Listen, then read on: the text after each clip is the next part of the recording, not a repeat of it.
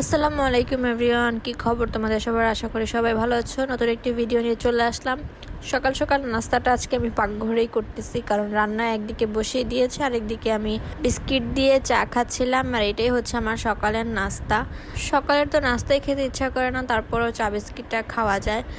আর এরপর আমার নানি শাশুড়ি হচ্ছে প্রেসারে ছোলার বুট সেদ্ধ দিয়েছে। আমি আসলে প্রেসার কুকারটা ইউজ করতে পারি না, তাই নানিকে বললাম যে এটা একটু আমাকে বসিয়ে দেন।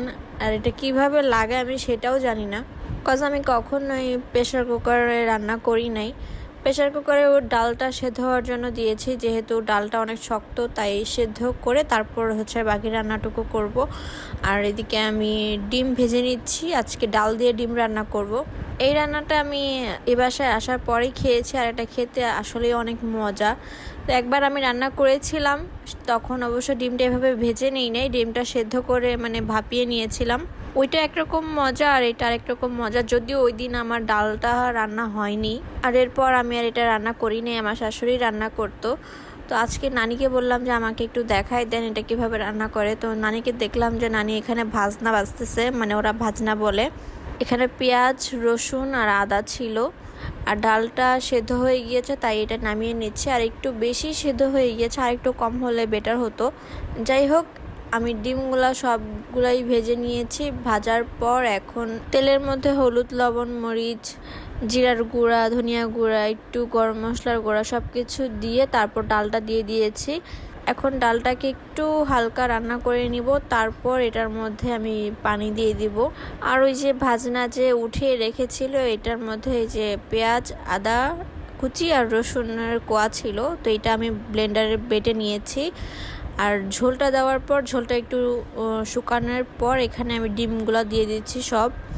তোমরা অনেকেই এই রান্নাটা করো, উত্তরবঙ্গের সাইডের যারা আছে তারা তো এগুলো রান্না করেই, কিন্তু আমি আসলে কখনোই এই রান্নাটা করি নাই বা খাই নাই। যখন খেয়েছে আমার কাছে অনেক ভালো লেগেছে, তাই মাঝে মাঝে এটা রান্না করার চেষ্টা করি। আর এই যে যেটা ব্লেন্ডার করে রেখেছিলাম ওইটা এখন দিয়ে দিব, মানে ডিমগুলো দেওয়ার পর লাস্টে হচ্ছে এটা দিব, দিয়ে ভালোভাবে মিশিয়ে তারপর নামিয়ে ফেলবো। তো আজকে ডালটা মোটামুটি আমার শাশুড়ির মতো হয়েছে। ডিমটা যে ওই যে পুডিংয়ের মতন ভাপিয়ে তারপর যে রান্না করে, ওইটার থেকে আমার কাছে এভাবে ভেজে রান্না করলে বেশি ভালো লাগে।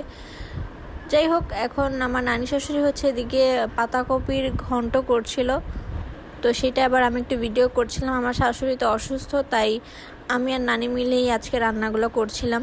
আমি তো এই ঘন্টটা করতে পারি না, তাই নানিকে বললাম যে আপনি করেন।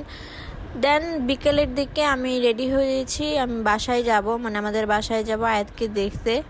অনেক দিন হয়ে গিয়েছে আয়াতকে দেখতে যাই না, ওর শরীরটা ভালো না। তো বাসায় আসার পর আমার আম্মাজানকে দেখে তো মনটা অনেক শান্তি লাগছিল, কারণ ও এই কয়দিন যাবৎ অনেক অসুস্থ ছিল। এখন একটু সুস্থ হয়েছে, মানে অসুস্থতার কারণে একদম বেশি শুকিয়ে গিয়েছে। তো তোমরা ওর জন্য দোয়া করে ও যাতে পুরোপুরি সুস্থ হয়ে যেতে পারে।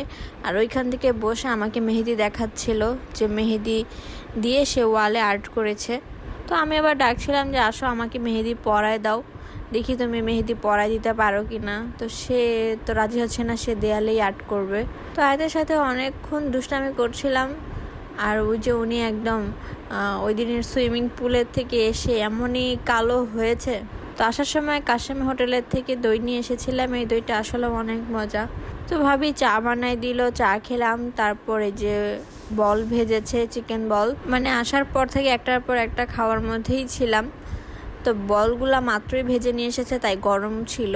আর ভাইয়া বাইরে থেকে চাউমিন পাঠিয়েছে, চাউমিন খেয়ে তোমাদের ভাইয়া চলে যাবে, মানে আমিও চলে যাব ওর সাথেই, কারণ বাসায় আমার শাশুড়িও অসুস্থ। আর ভাবি ওদিকে বসে বসে খাচ্ছিল, সে খুব লজ্জা পেয়েছে আমি যখন ভিডিওটা করছিলাম। আমার ঘরে নতুন খাট এনেছে, মানে এটা এখন আয়াতের খাট, মানে এটা এখন ওর রুম হয়ে গেছে, সবাইকে বলে এটা ওর রুম।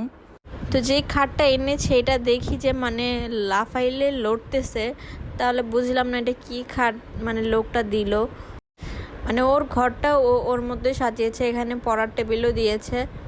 এখন মানুষ আসলেই বলে যে এটা ওর রুম। আবার এখানে মাছও রেখেছে। যাই হোক, এই ছিল আমার আজকের ভিডিও। ইনশাল্লাহ নেক্সট ভিডিওতে আবার দেখা হবে। আল্লাহ হাফেজ।